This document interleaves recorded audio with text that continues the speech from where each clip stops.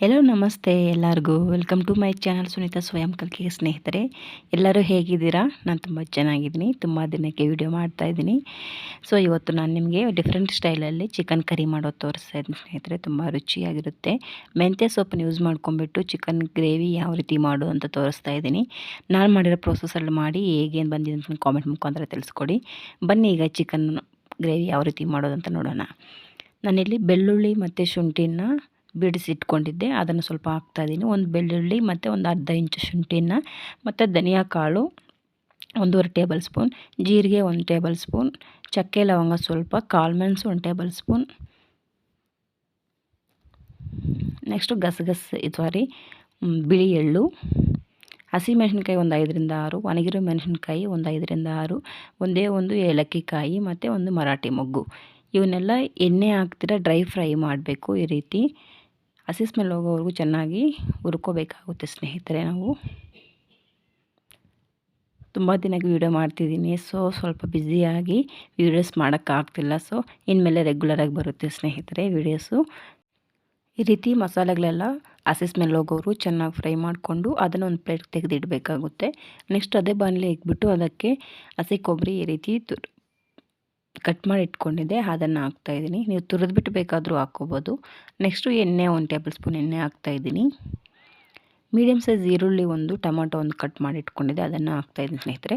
ಇವಾಗ ಇದನ್ನು ಎಣ್ಣೆಯಲ್ಲಿ ಚೆನ್ನಾಗಿ ರೋಸ್ಟ್ ಮಾಡಬೇಕಾಗುತ್ತೆ.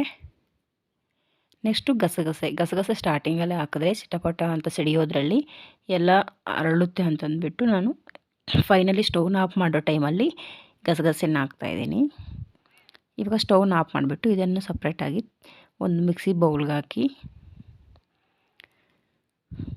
ನೆಕ್ಸ್ಟ್ ಒಂದು ಬಾಣಲೆ ಇಟ್ಕೊಂಡ್ಬಿಟ್ಟು ಅದಕ್ಕೆ ಬೆಣ್ಣೆ 1 ಟೇಬಲ್ ಸ್ಪೂನ್ ಬೆಣ್ಣೆ ಹಾಕ್ತಾಯಿದ್ದೀನಿ. ಬೆಣ್ಣೆ ನೀವು ಕಂಪ್ಲೀಟ್ಲಿ ಆಪ್ಷನ್, ಬೇಕಂದರೆ ಹಾಕ್ಕೊಳ್ಳಿ, ಇಲ್ಲ ಸ್ಕಿಪ್ ಮಾಡಿ. ನೆಕ್ಸ್ಟು ಎಣ್ಣೆ ಸ್ವಲ್ಪ ಹಾಕ್ತಾಯಿದ್ದೀನಿ. ಇಲ್ಲಿ ಗ್ರೇವಿ ಮಾಡ್ತಾ ಇರೋದ್ರಿಂದ ಅಷ್ಟೊಂದು ಎಣ್ಣೆ ಏನು ಬೇಕಾಗಿರಲ್ಲ ಸ್ನೇಹಿತರೆ. ಸೊ ಸ್ವಲ್ಪ ಎಣ್ಣೆ ಮತ್ತು ಸ್ವಲ್ಪ ಬೆಣ್ಣೆ, ನೀವು ಬೆಣ್ಣೆ ಬೇಕಂದ್ರೆ ಸ್ಕಿಪ್ ಮಾಡ್ಬೋದು. ಬೆಣ್ಣೆ ಹಾಕೋದ್ರಿಂದ ತುಂಬ ಚೆನ್ನಾಗಿರುತ್ತೆ, ನೀವು ಒಮ್ಮೆ ಟ್ರೈ ಮಾಡಿ.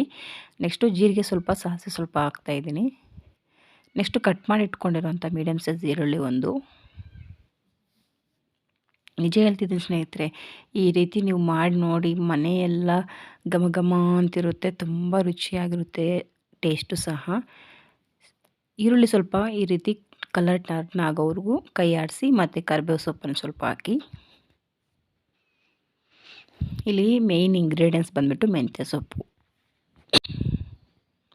ಸೊಪ್ಪು ಕ್ಲೀನಾಗಿ ವಾಶ್ ಮಾಡಿ ಇಟ್ಕೊಂಡಿದ್ದೆ, ಒಂದು 2 ಹಿಡಿಯಷ್ಟು. ಅದನ್ನು ಕಟ್ ಮಾಡಿ ಈ ರೀತಿ ಒಗ್ಗರಣೆಗೆ ಹಾಕ್ತಾಯಿದ್ದೀನಿ. ನೆಕ್ಸ್ಟು ಕ್ಲೀನಾಗಿ ವಾಶ್ ಮಾಡಿ ಕಟ್ ಮಾಡಿ ಇಟ್ಕೊಂಡಿರೋ 1 kg ಚಿಕನ್ನ ಈ ರೀತಿ ಆ್ಯಡ್ ಮಾಡ್ತಾಯಿದ್ದೀನಿ. ಮೆಂತ್ಯ ಸೊಪ್ಪು ಚಿಕನ್ನಿಗೆ ಪ್ರತಿಯೊಂದಕ್ಕೂ ಯೂಸ್ ಮಾಡಿ ತುಂಬ ಒಳ್ಳೆಯದು, ಆರೋಗ್ಯಕ್ಕೂ ತುಂಬ ರುಚಿನೂ ಚೆನ್ನಾಗಿರುತ್ತೆ ಸ್ನೇಹಿತರೆ. ಡಿಫ್ರೆಂಟ್ ಟೇಸ್ಟ್ ಕೊಡುತ್ತೆ ಈ ರೆಸಿಪಿಗೆ. ನೆಕ್ಸ್ಟು 1/4 ಟೀ ಸ್ಪೂನಷ್ಟು ಅರಿಶಿನ, 1 ಟೇಬಲ್ ಸ್ಪೂನಷ್ಟು ಉಪ್ಪು. ಇವಾಗ ಇದನ್ನ ಎಲ್ಲ ಚೆನ್ನಾಗಿ ಮಿಕ್ಸ್ ಕೊಡಿ. ನೀರು ಆ್ಯಡ್ ಮಾಡೋಕ್ಕೆ ಹೋಗಬೇಡಿ ಸ್ನೇಹಿತರೆ. ಮಿಕ್ಸ್ ಮಾಡಿದ್ದಾದಮೇಲೆ ಒಂದು 2ರಿಂದ 3 ನಿಮಿಷ ಈ ರೀತಿ ಕ್ಯಾಪ್ ಮುಚ್ಚಿಬಿಟ್ಟು ಬಿಡಿ. ಚಿಕನ್ ಈ ರೀತಿ ನೀರು ಬಿಟ್ಕೊಳ್ಳುತ್ತೆ. ಆವಾಗ ಇನ್ನೊಂದು ಸಲ ಮಿಕ್ಸ್ ಮಾಡಿಬಿಟ್ಟು ನೀವು ಆವಾಗಲೇ ಹುರಿದಿಟ್ಕೊಂಡ್ರೆ ಮಸಾಲೆಗಳನ್ನೆಲ್ಲ ರುಬ್ಬಿದ್ದಾದಮೇಲೆ ಈ ರೀತಿ ಇದಕ್ಕೆ ಆ್ಯಡ್ ಮಾಡಿ, ಚೆನ್ನಾಗಿ ಕಲಸಿ. ನೀವು ನೀರು ಎಷ್ಟು ಬೇಕೋ ಅಷ್ಟು ಕ್ವಾಂಟಿಟಿಯಲ್ಲಿ ಹಾಕ್ಕೊಳ್ಳಿ. ಗ್ರೇವಿನ ಎಷ್ಟು ನೋಡ್ಕೊಂಬಿಟ್ಟು ನೀವು ಮಸಾಲೆ ರುಬ್ಕೊಂಡಿರೋ ಕ್ವಾಂಟಿಟಿಗೆ ತಕ್ಕಂಗೆ, ಚಿಕನ್ಗೆ ತಕ್ಕಂಗೆ ನೀರನ್ನು ಹಾಕ್ಕೋಬೇಕಾಗುತ್ತೆ. ನಾನಿಲ್ಲಿ 1 kg ಚಿಕನ್ಗೆ ನನಗೆ ನೀರು ಎಷ್ಟು ಬೇಕಂತಂದ್ಬಿಟ್ಟು ನೋಡ್ಕೊಂಡು ಹಾಕ್ಕೋತಾ ಇದ್ದೀನಿ. ಯಾಕಂದರೆ ಬೆಂದ ಮೇಲೆ ನಿಮಗೆ ಸ್ವಲ್ಪ ಗಟ್ಟಿಯಾಗುತ್ತೆ.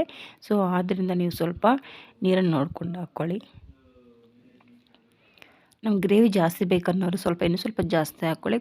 ಚಿಕನೆಲ್ಲ ಬೇಯೋ ಅಷ್ಟೊತ್ತಿಗೆ ಪರ್ಫೆಕ್ಟ್ ಟೆಕ್ಸ್ಚರ್ ಬರುತ್ತೆ.